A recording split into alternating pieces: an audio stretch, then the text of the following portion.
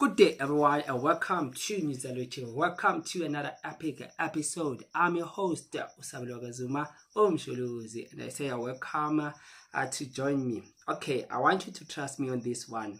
2027 comes. 2027 will be pretty much hard for President Cyril Ramaphosa. Phala 2.0 is back.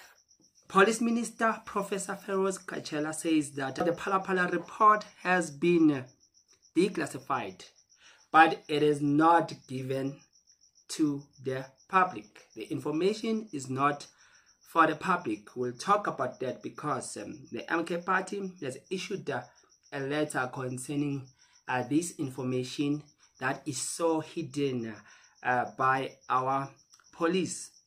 This comes after the suspended police minister Senzo Mchunu said that the investigative directorate report on Phala was classified top secret.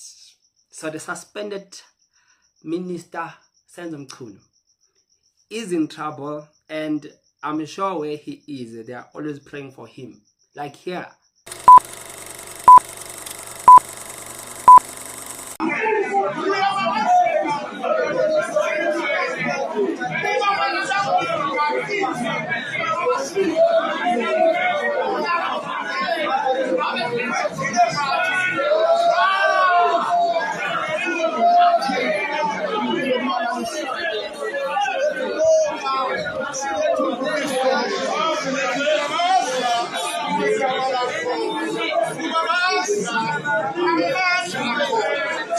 So you can tell even by looking at these pictures that the suspended minister needs some serious prayers. Let me just be blunt with you. The man is in trouble, and the man is troubled. So the man is in trouble, and the man is under a lot of pressure. At this point of time, I don't think prayer will work at this stage because there's a lot that is happening. Just imagine. He protected this Phala saga, knowing that the country is waiting to hear these final reports. So the Phala saga began in June 2022, when the criminal charges were laid against President Cyril Ramaphosa and the members of his security details. Former Director General at the State Security Agency, Arthur Fraser, alleged that Ramaphosa and his team had covered up a February 2020 burglary at his farm where large sums of foreign currency allegedly concealed in furniture were stolen, which was reported that it was more than 580,000 US dollars. Police Minister Professor Feroz Kachela says that the IP report on the break-in and the theft at President Cyril Ramaphosa's Phala farm has been declassified. He was replying to a written parliamentary question from the ATM. Kachela says that the report was declassified on February 2 this year. Clarification on the declassification of the IP report and the minister's role. The Ministry of Police notes that various articles circulating online and in the media regarding the declassification of the Independent Police Investigative Directorate IP report into the Phala matter.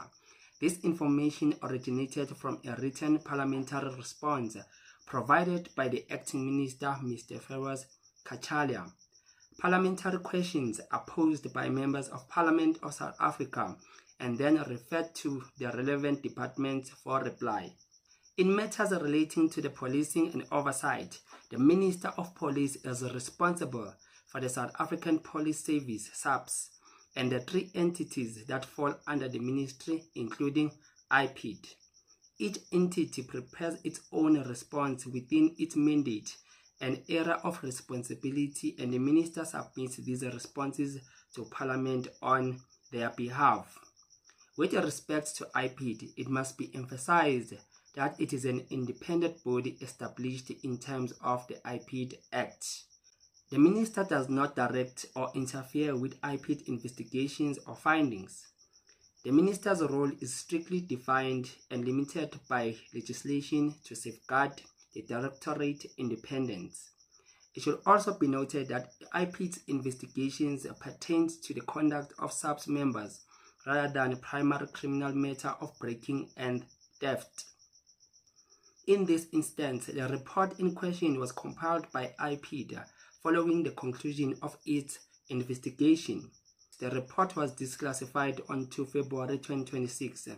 The parliamentary response further clarifies that IPID reports are not intended for public release and may only be accessed through the appropriate legal channels subject to applications restrictions. So the MK Party's Damulon Ndlela said that all the police that were involved, they must be summoned and appear in parliament so that they will just give more details about all party involved. Let us watch here. Good evening to your viewers.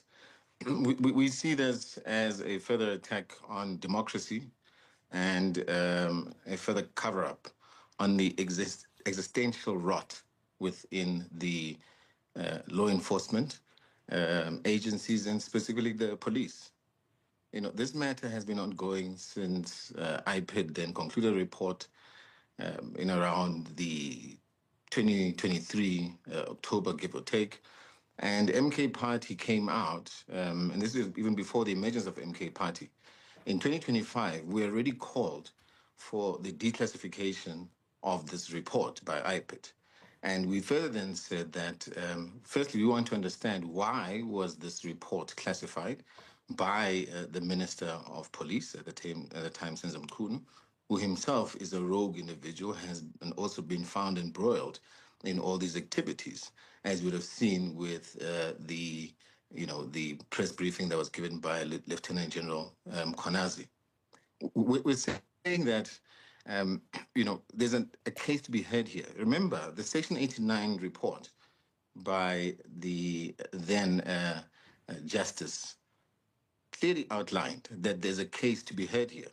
But ever since then, the president has been, quite honestly, obstructing justice and has been a fugitive from justice because he's never had his day in court, even though he has accepted that indeed there is monies that were paid to him, in a form of cash, which is not legal tender. And these are the issues that we believe are in that report that they're trying to cover. Firstly, we need to understand, which we believe is in this report, how did this aircraft land in South Africa? What is the tail number of this aircraft? Who was in that aircraft? And how was this deal negotiated and discussed? Let alone the fact that SARS need to then also come back and tell us, how was this money, processed? Was it actually declared with SARS? Because, doing a transaction during COVID, by the way, and then saying that it was a legitimate transaction, there is no corruption, and yet you can't show any confirmation from SARS, you can't show any information of how this aircraft landed, because we were told that this person came in with a private jet, is truly, truly questionable. So we're just seeing that, the president in this case, who's supposed to be held accountable and still loitering in the union buildings, has still not been held accountable. And this is the biggest problem that we have. And we're calling that the police minister, in this case, our chief whip, has also written to the minister requesting a certain number of matters that should be made public, i.e., what processes, for instance, did you follow to classify and declassify? South Africans have to know what transpired here. And we owe it to South Africans, the president and the GNU owe it to South Africans to ensure that this happens. What's also glaring is that, if you recall, the DA was very central, even before the emergence of MK, in ensuring, and they were very loud about it, saying that the president needs to be held accountable. But they've gone totally quiet. Now, that just tells you that there is no moral ground, that the DA is complicit in all of this, because they themselves are not saying anything about this, and they've never even questioned as to whether the president should be held accountable, let alone see his day in court. And let's also forget that we've been waiting for a judgment from the Constitutional Court, which is not forthcoming. And that itself is also just nothing more than a delay of justice. And we have called that report must be made public because we believe that it implicates the president and that the president actually ought to be in jail sharing a cell with his friend Senzo Mkhunu. So the MK party went to an extent of issuing now the media statement, which read, media statement, 2 March 2026, the truth about Phala Phala cannot be delayed any longer. The Umkhonto weSizwe Party views the declassification of the Phala Phala report with skepticism and questions the delay associated with this matter. For millions of South Africans who live with the reality that the law is applied swiftly and harshly to them, the slow undertaking of accountability sends a painful and dangerous message. There is one rule of law for the political elite and another for ordinary citizens. This is not just about a farm theft or a simple report. It's about the violation of public trust and whether those in positions of power are treated the same as the people they are entrusted to lead. As the incoming government, the MK party cannot fold its arms while the country is kept in dark, will be urgently submitting a PAIA application to compel the release of the full declassification report. South Africans have the right to see for themselves what transpired, who was involved, and why events unfolded as they did. No minister has the authority to determine whether the nation is ready to hear the truth. The continued delay depends the suspicion and damages and the credibility of our institutions. If there is nothing to hide, then there should be no fear in releasing the report fully without unnecessary reductions. The MK party stands with South Africans who are tired of waiting for accountability.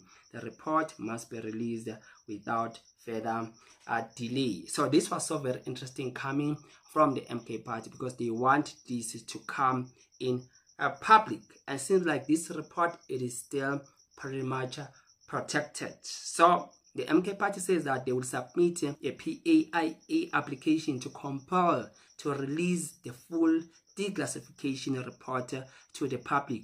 Remember that Parliament's response to this said that the reports are not intended for public release or may only be accessed through the appropriate legal channels subject to application. So this matter, it is not for the public. And if anyone wants to know what the information contained, they must go to court. The same court that didn't want to hear anything about this Phala Phala matter. The same court that sidelined this because the IP was refusing, the public protector was refusing, and even the institute like SARS, like the Reserve Bank, they don't want now to participate and say anything concerning the matter of Phala Phala. And even Parliament is so now quiet, especially the DA. Thanks to the likes of the ATM, they are busy following this matter to the core. Action SA, they are following this. MK party, they are following this. EFF, they are following this matter like tooth and nail. And this will come in handy President Cyril Ramaphosa comes 2027. As soon as the ANC elects another leader to lead the African National Congress, this can be used to unseat President Cyril Ramaphosa, to remove him. In fact, this Phala Phala saga, it is slowly, the distractors of Ramaphosa will use this to get rid of him. So thanks to Vuyo Zingula, the man is so very passionate, the man is so adamant to see this finds justice. He just wants this to come to the light so that the people will know the truth, so that President Cyril Ramaphosa will be held accountable with all the police, with all the ministers that were involved, the law enforcers, policemen that were involved in the cover up of these $580,000 US that was not declared with SARS. Remember that each and every time. What's your take on this? Please leave it on the section comment below, and you can subscribe to this political YouTube channel, and we'll meet on the next video, and I'm out.